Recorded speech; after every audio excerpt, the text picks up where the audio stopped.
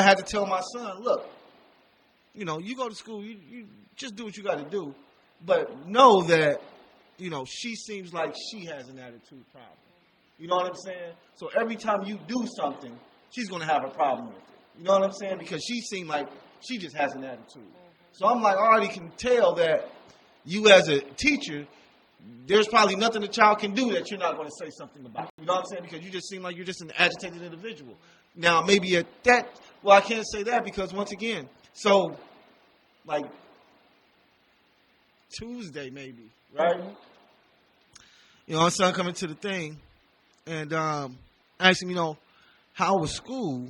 No, because, she be walking him out to me, right? So she walked him out to me and she like, yeah, he was jumping in the hallway when we was coming back from lunch. So I'm like, all right, so he was just jumping around? Yeah, he was jumping. And I told him to stop.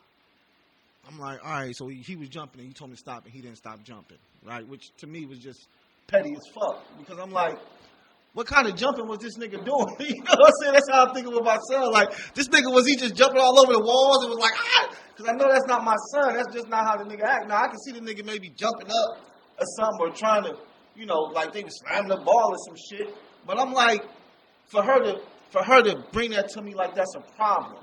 Like, he's a problem child because he jumped in the hallway while they were in the lunch line.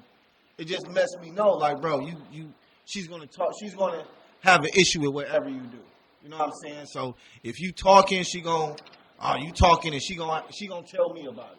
Some teachers they go overboard with the discipline. They want everybody to be robotic. You know what I'm saying? Be quiet, sit still, stand up straight. Like, since I'm not the military, these are kids. You know what I'm saying? When they come up, for us to be trying to indoctrinate them and train them to be workers. You know what I'm saying? Yeah, like I still want my son to think freely and to have his own free thought. You know what I'm saying? Yeah.